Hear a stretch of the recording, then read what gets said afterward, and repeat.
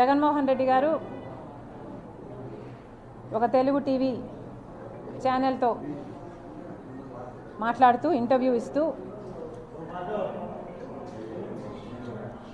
చాలా అభ్యంతరకల వ్యాఖ్యలు చేశారు. I take serious objection to his comments is what I mean. నిన్న జగన్మోహన్ రెడ్డి గారు ఆ టీవీ ఛానల్తో మాట్లాడుతూ ఈరోజు రాజశేఖర రెడ్డి బిడ్డ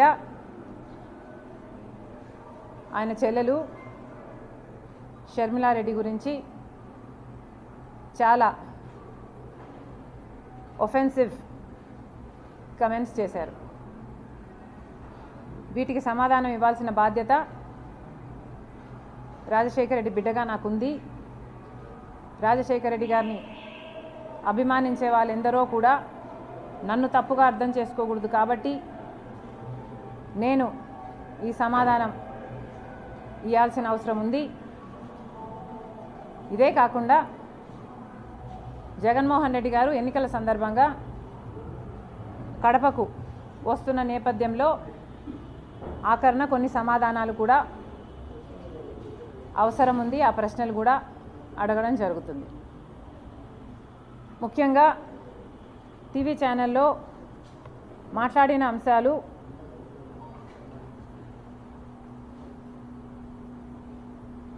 రాజశేఖర రెడ్డి బిడ్డ నేను షర్మిల నాకు రాజకీయ కాంక్ష ఉన్నట్టు, అందుకే రాజశేఖర రెడ్డి గారి కుటుంబంలో భేదాలు వచ్చినట్టు, నా రాజకీయ కాంక్షే దానికి కారణం అన్నట్టు వ్యాఖ్యానించడం జరిగింది. నాకు రాజకీయ కోరిక ఉంది కాబట్టి ఆ రాజకీయ కోరికను ఆయన ఎంకరేజ్ చేస్తే అది నెపోటిజంకి దారితీస్తుంది, కరప్షన్కి దారితీస్తుంది. కాబట్టి ఇవే కుటుంబంలో తేడాలు రావడానికి, భేదాలు రావడానికి ఇదే కారణము అన్నట్టుగా చూపారు. జగన్మోహన్ రెడ్డి గారిని ఆయన చెల్లెలు సూటిగా ప్రశ్నిస్తుంది. జగన్మోహన్ రెడ్డి గారు సమాధానం చెప్పాలి. అసలు రాజశేఖర రెడ్డి బిడ్డను రాజకీయాల్లోకి తీసుకొచ్చింది ఎవరు? జగన్మోహన్ రెడ్డి గారు అరెస్ట్ అయితే 19 మంది ఎమ్మెల్యేలు బై ఎలక్షన్లు వస్తే నేను ప్రచారం చేయాలి అని అడిగింది మీరు కాదా? మీరు జైలుకు వెళ్తే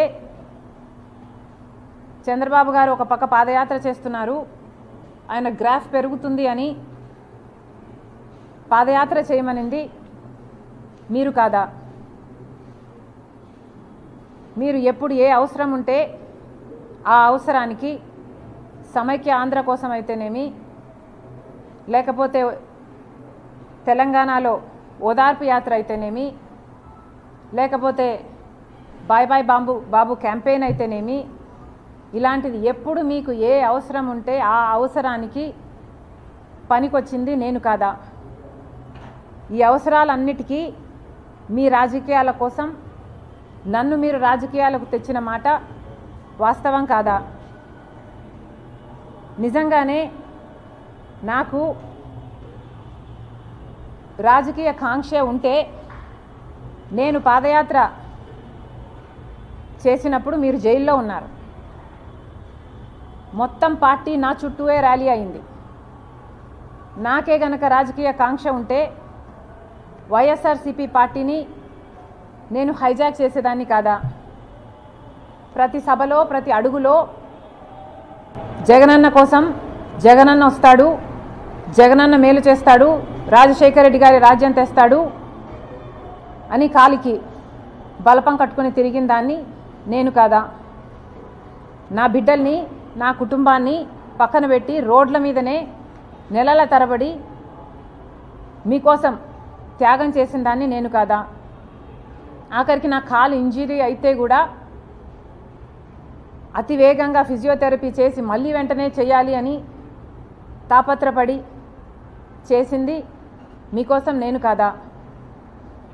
మరి నేను ఇన్ని త్యాగాలు చేసినా కూడా నాకు రాజకీయ కాంక్ష ఉంది అని మీరు అంటున్నారే, నాకే గనక రాజకీయ కాంక్ష ఉంటే నేను పొందాలనుకున్న పదవి పోస్టు మీ పార్టీలో నేను మొండిగానైనా పొందగలను.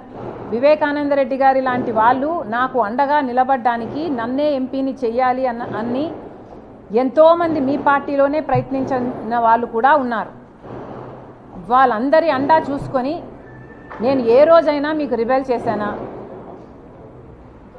నాకు రాజకీయ కాంక్ష కానీ డబ్బు కాంక్ష కానీ ఉంది అని మీ మనస్సాక్షిలో మీరు నిజంగానే నమ్ముతున్నారా?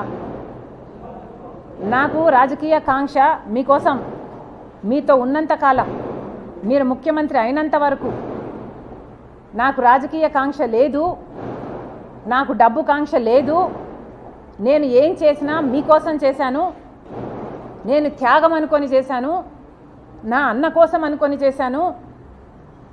మీరు ముఖ్యమంత్రి కావాలని, రాజశేఖర్ రెడ్డి గారి సంక్షేమ పాలన మళ్ళీ మీరు తీసుకొస్తారు అని నమ్మి చేసిన విషయం వాస్తవం కాదా? మన ఇద్దరము నమ్మే బైబిల్ మీద ఒట్టేసి నేను చెప్పగలను, నాకు రాజకీయ కాంక్ష కానీ డబ్బు కాంక్ష కానీ ఏ ఇతర ఆశ లేకుండా, ఆశించకుండా ఏ ఒక్క రోజైనా మిమ్మల్ని ఒక పదవి కానీ ఒక పోస్ట్ కానీ నేను అడగకుండా మీకోసం చేశాను, ఇది నిజం అని నేను బైబిల్ మీద ప్రమాణం చేయగలను. మీరు అదే బైబిల్ మీద ప్రమాణం చేసి నేను మిమ్మల్ని ఈ పోస్ట్ అడిగానని కానీ ఈ పదవి అని అడిగానని కానీ మీరు ప్రమాణం చేయగలరా? నాకు రాజకీయ కాంక్ష ఉంది అని కానీ డబ్బు కాంక్ష ఉంది అని కానీ మీరు రుజువు చేయగలరా? అసలు మనిషి మంచితనాన్ని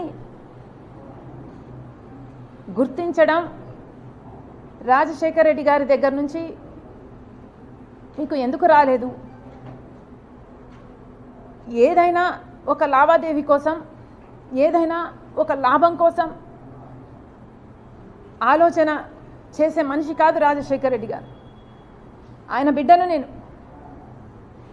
ఆయన హృదయానికి దగ్గరగా ఆయన మాటలు వింటూ ఆయన హృదయంలో హృదయంగా పెరిగిందని నేను. ఆయన ఆశయాల కోసం ఆయన ఏ రకంగా అయితే త్యాగం చేసే మనసు ఆయనకుందో ఆ రకంగానే నేను కూడా ఆలోచన చేయాలి, ఆ రకంగానే మీకు నేను సహాయపడాలి, అంత నిస్వార్థంగా మీకోసం నేను త్యాగం చేశాను, మీకోసం నేను నిలబడడం జరిగింది. ఎంత బహిరంగంగా రాజకీయ కాంక్ష వల్ల నెపోటిజం అంటున్నారే,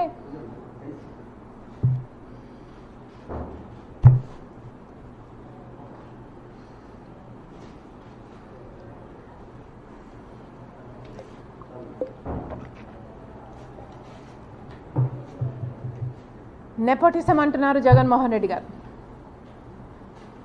రాజశేఖర రెడ్డి గారి రాజకీయాలలో ఉంటే వివేకానంద రెడ్డి గారు కూడా ఆయన పక్క రాజకీయాలలో ఉన్నాడు, రాజారెడ్డి గారు కూడా రాజకీయాలలో ఉన్నాడు, రాజారెడ్డి గారి భార్య మా జయమ్మ కూడా రాజకీయాలలో ఉంది, సౌభాగ్యమ్మ కూడా రాజకీయాలలో ఉంది.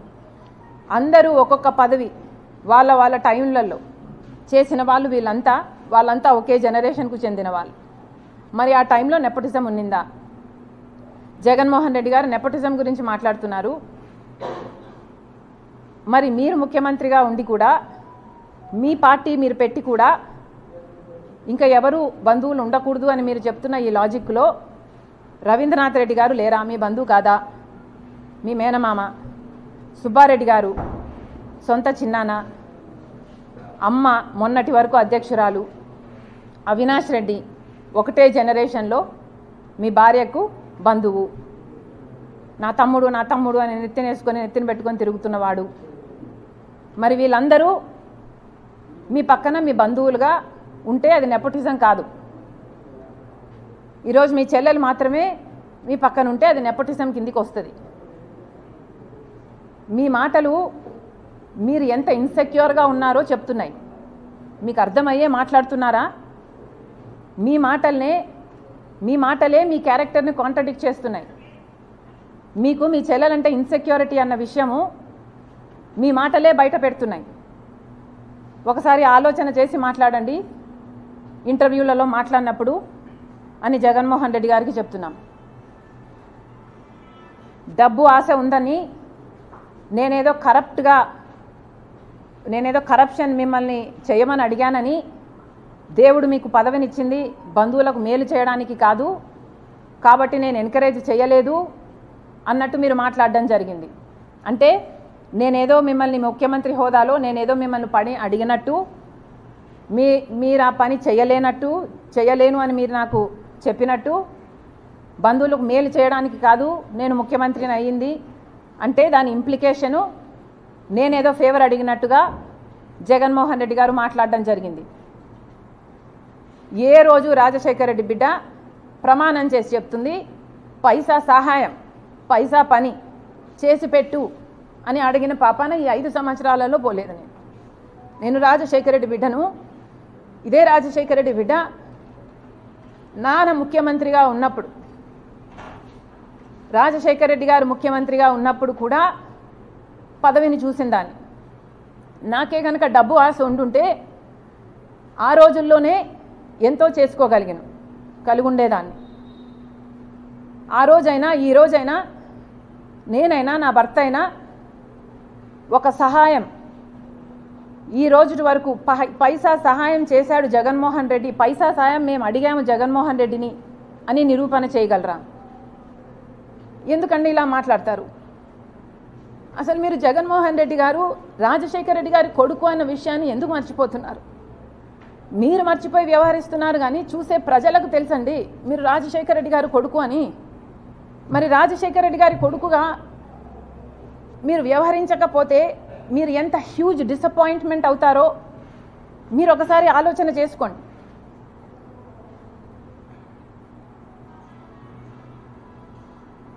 చాలా చెప్పారు, రిలేషన్షిప్స్లోకి రాజకీయాలు వస్తే రిలేషన్షిప్స్ చెడిపోతాయి. జగన్మోహన్ రెడ్డి గారు చాలా లిమిటెడ్గా ఆలోచన చేస్తున్నట్టున్నారు. ఈ ప్రపంచంలో రాజకీయ డిఫరెన్సెస్ ఉన్న వాళ్ళు ఎంతోమంది ఒక కుటుంబంలోనే ఉంటున్నారు. ఒక కుటుంబంలోనే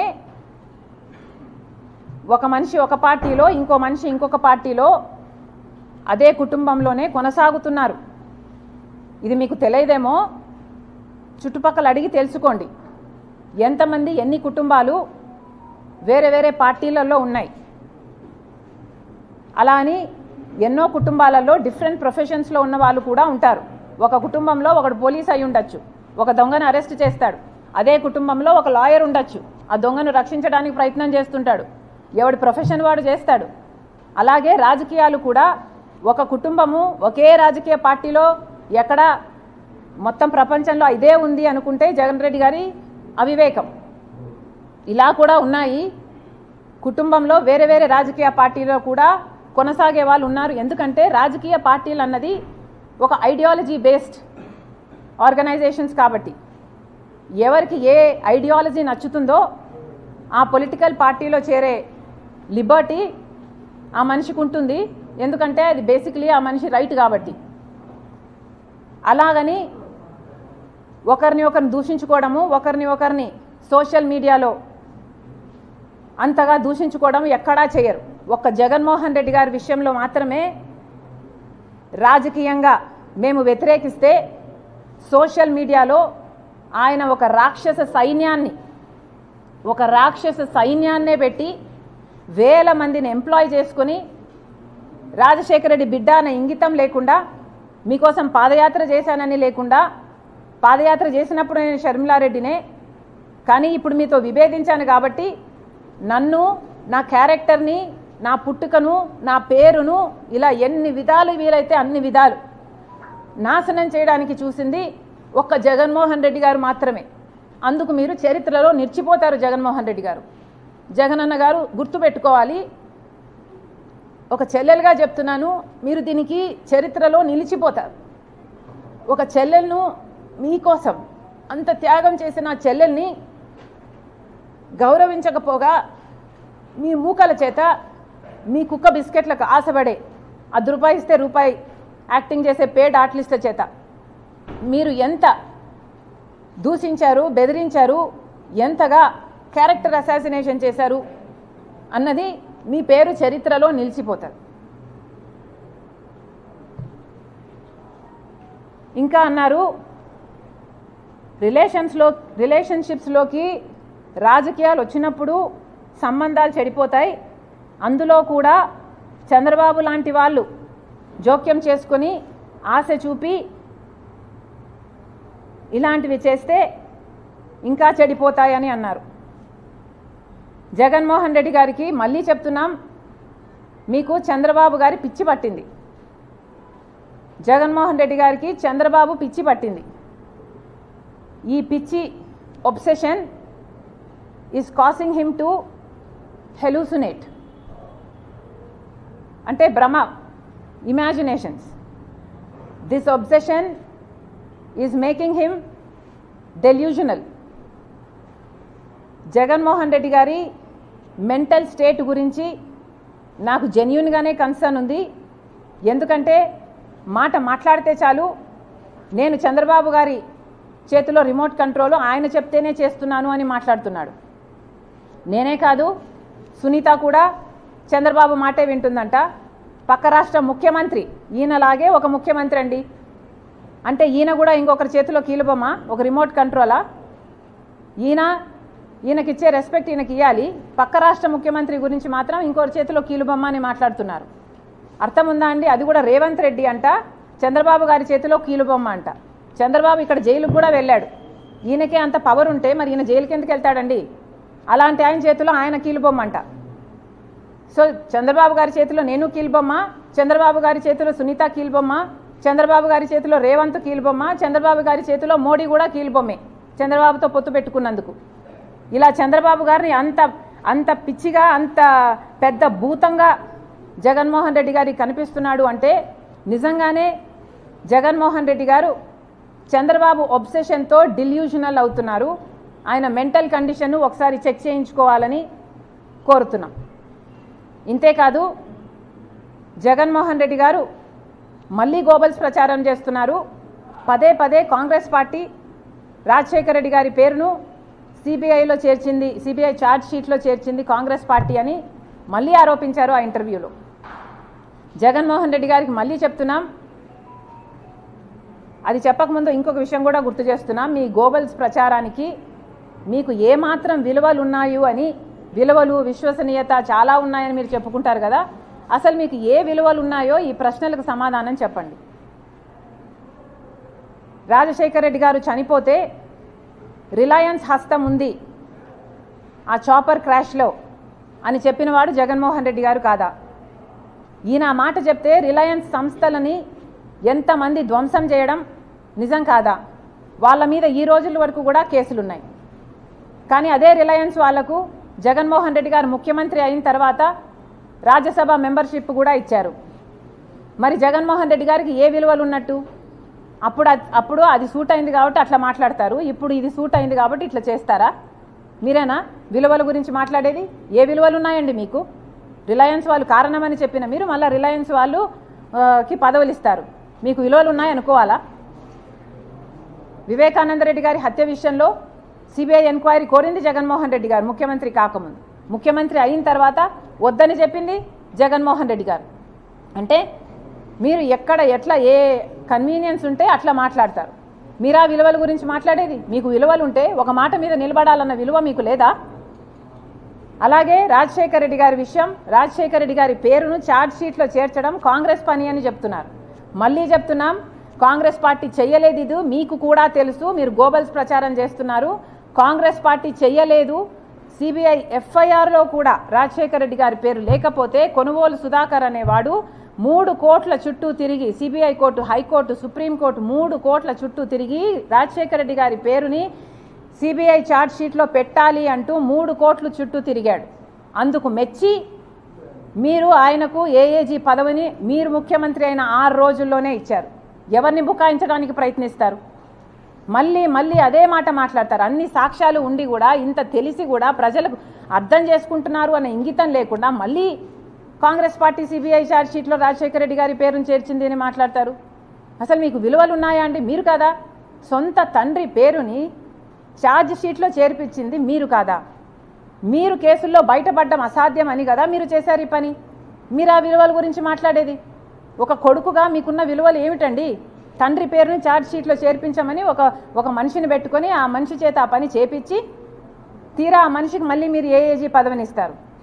మీకు ఏ సంబంధం లేకపోతే ఒక మనిషి మీ తండ్రి పేరుని ఛార్జ్ షీట్లో చేర్చిన వ్యక్తికి మీరు ఏఏజీ పదవిని ఇస్తారా? ఎందుకు బుకాయిస్తున్నారు? మీకు ఎక్కడ విలువలు ఉన్నాయి? కొడుకు అన్న స్థానం, కొడుకు అన్న విలువ, అసలు మీకు కొడుకు అని చెప్పుకోవడానికి సిగ్గుగా లేదా? రాజశేఖర రెడ్డి గారి కొడుకు అని ఆయన పేరు ఛార్జ్ షీట్లో పెట్టించింది మీరు కాదా? ఇంత దారుణంగా దిగజారి రాజకీయాలు చేయడం ఇదే చూడడం. మళ్ళీ చెప్తున్నాం, విలువలు, విశ్వసనీయత ఇలాంటి పెద్ద మాటలు మాట్లాడతారు మీరు. అసలు మీకు ఏ విశ్వసనీయత ఉంది? మీ విలువల గురించి ఒకసారి ఆలోచన చేసుకోండి. సాక్షి రాజశేఖర రెడ్డి గారి తమ్ముడైన వివేకానంద రెడ్డి గారిని సాక్షిలో దూషించడానికి ఎలా వాడుకున్నారు? మీకు ఆ విలువలు ఉన్నవి? పైనేమో రాజశేఖర రెడ్డి గారి ఫోటో, కిందేమో వివేకానంద రెడ్డి గారి క్యారెక్టర్ అసాసినేషన్. మీకు ఆ విలువలు ఉన్నవి? ఇంటర్వ్యూలో కూర్చొని జగన్మోహన్ రెడ్డి గారు వివేకానంద రెడ్డి గారి గురించి మాట్లాడుతూ ఆయన పర్సనల్ లైఫ్ గురించి పదే మాట్లాడతాడు తప్పితే ఒక్క మంచి మాటనా చెప్పే మనసు రాలేదు జగన్మోహన్ రెడ్డి గారికి. మీకు విలువలు ఉన్నట్టు అనుకోవాలా? వివేకానంద రెడ్డి గారు మీ చిన్నాన్న కాదా? రాజశేఖర రెడ్డి గారికి తమ్ముడు కాదా? ఆఖరి రోజు వరకు అవినాష్ రెడ్డి కోసం ప్రచారం చేయలేదా? వైసీపీ కోసం ప్రచారం చేయలేదా? అలాంటి వివేకానంద రెడ్డి గురించి ఒక్క మాట మంచిది చెప్పలేకపోయారు మీరు. మొన్న కడపకు వచ్చి కూడా మీరు ఇదే మాట్లాడారు. ఆయన వ్యక్తిగత జీవితం గురించి మాట్లాడారు తప్పితే ఒక్క మంచి మాట చెప్పలేదు. వ్యక్తిగత జీవితం మీరు మాట్లాడే ముందు 2 రోజుల ముందు సోషల్ మీడియాలో ఆయన వ్యక్తిగత జీవితం గురించి వీడియోలు వైరల్ అవుతూనే ఉన్నాయి. అంటే మీరు ప్లాట్ఫామ్, మీరు బేస్ క్రియేట్ చేసుకొని మళ్ళీ ఆ పాయింట్ని మీరు ఎంఫసైజ్ చేస్తున్నారు. మీకు విలువలు ఉన్నాయా అండి? దీన్ని విలువలు ఉన్న మనుషులు చేసే పనులేనా అండి ఇవి? మీకు వ్యతిరేకంగా ఉంటే ఎవడినైనా సరే బుల్డోజర్ వేసుకొని తొక్కిపడేయడమే. విలువల గురించి మీరు మాట్లాడతారు. విశ్వసనీయత ఉందా మీకు? విశ్వసనీయత ఉంటే కడప ప్రజలకు సమాధానం చెప్పండి. వివేకానంద రెడ్డి గారి హత్య విషయంలో అవినాష్ రెడ్డి గారు ముందక్కడికి వెళ్ళారు అని చెప్పారు. రవీంద్రనాథ్ రెడ్డి గారేమో సాక్ష్యాలు తుడిచేస్తుంటే అక్కడ నిలబడి చూశాడు అవినాష్ రెడ్డి అని రవీంద్రనాథ్ రెడ్డి గారు చెప్తారు. ఆ తర్వాత అవినాష్ రెడ్డి గారు మీకు ఫోన్ చేశారు అని చెప్తున్నారు. ఫోన్లో మీకు అవినాష్ రెడ్డి గారు ఏం చెప్పారు? అవినాష్ రెడ్డి గారు ఒకవేళ ఇక్కడ హార్ట్ అటాక్తో చనిపోయాడు అని మీకు చెప్పుంటే మీకు ఈ రోజు వరకు కూడా అనుమానం లేదా? అంత రక్తం ఉంటే హార్ట్ అటాక్తో ఎలా చెప్పాడు ఈ అబ్బాయిలో ఏదో దాచుతున్నాడు అన్న అనుమానం మీకు ఈ రోజు వరకు కలగలేదా? లేదు, ఆ అబ్బాయి నాకు నిజమే చెప్పాడు, ఇక్కడంతా రక్తం ఉందన్న, హత్య జరిగింది అని చెప్పుంటే మీకు మరి సాక్షిలో హార్ట్ అటాక్ అని మీరు ఎందుకు రాపిచ్చారు?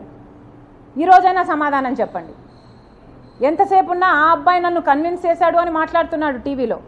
ఈ అబ్బాయి అంట 4 ఇంటర్వ్యూలు ఇచ్చాడంట కష్టపడి. సునీతమ్మ 5 ఏళ్ల కష్టం ఎవరికి కనిపించడం లేదు, ఆయనకైతే అసలుకే కనిపించడం లేదు.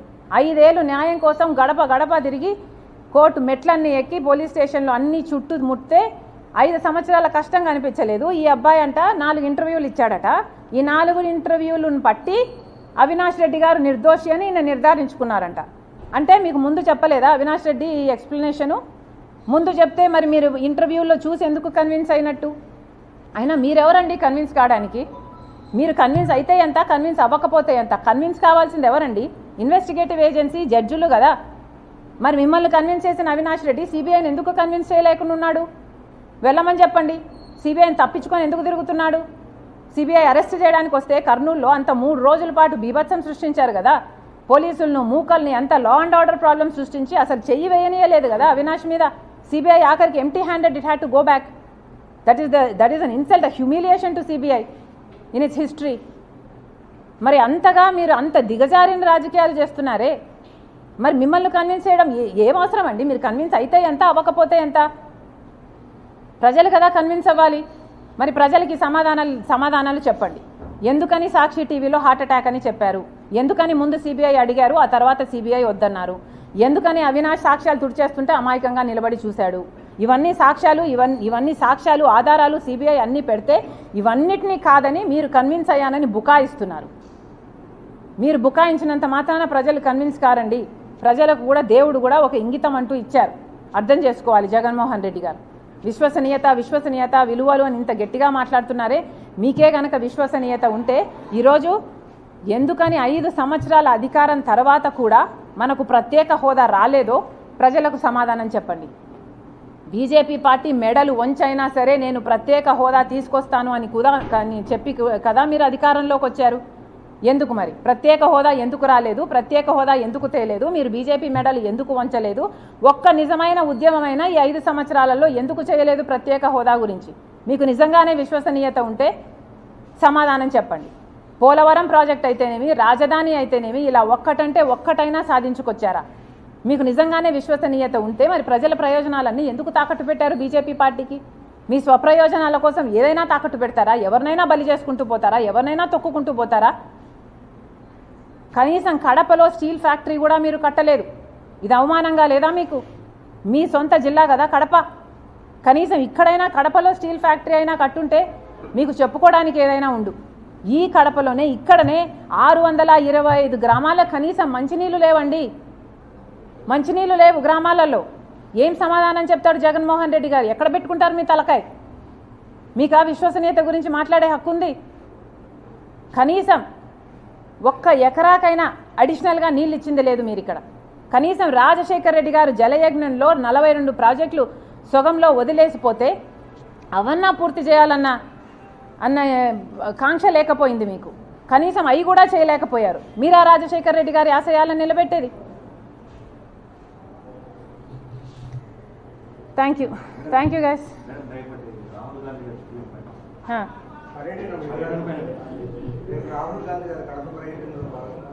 భాగంగా వస్తున్నారు. ఓకే, ఫస్ట్ ల్యాండ్ అవ్వగానే ఇడుపులపాయకు వస్తున్నారు. వైఎస్ఆర్ ఘాట్ దగ్గర వైఎస్ఆర్ గారికి నివాళులు అర్పించిన తర్వాత కడపలో పబ్లిక్ మీటింగ్ ఉంది.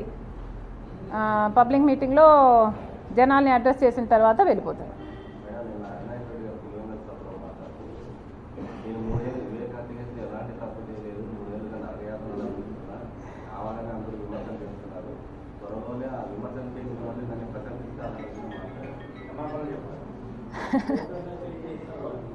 మరి ఎందుకండి సిబిఐని తప్పించుకొని తిరుగుతున్నారు? ముందు బెయిల్ ఎందుకు తెచ్చుకుంటున్నారు? సిబిఐ దగ్గరికి వెళ్ళండి. మీకున్న సాక్ష్యాలు, మీకున్న కన్విన్సింగ్, మీరేదో జగన్ రెడ్డిని చేయడానికంటే మీరు అక్కడికి వెళ్ళి వాళ్ళని కన్విన్స్ చేసుకోవచ్చు కదా. అయినా నేను దొంగతనం చేశాను నన్ను పట్టుకోండి అని నిలబడతాడా అండి? అక్కడనే నేను చేయలేదనే చెప్తాడు ఏ దొంగ అయినా. ఆ దొంగను నమ్మినోడు పిచ్చోడు. అవినాష్ రెడ్డి నేను చేయలేదని జగన్మోహన్ రెడ్డి గారు చెప్తుంటే జగన్మోహన్ రెడ్డి గారు నేను కన్విన్స్ అయ్యానంటే మరి ఎక్కడ పిచ్చోళ్ళు ఎవరు? ఇక్కడ జగన్మోహన్ రెడ్డి గారు పిచ్చోడు అనుకోవాలి.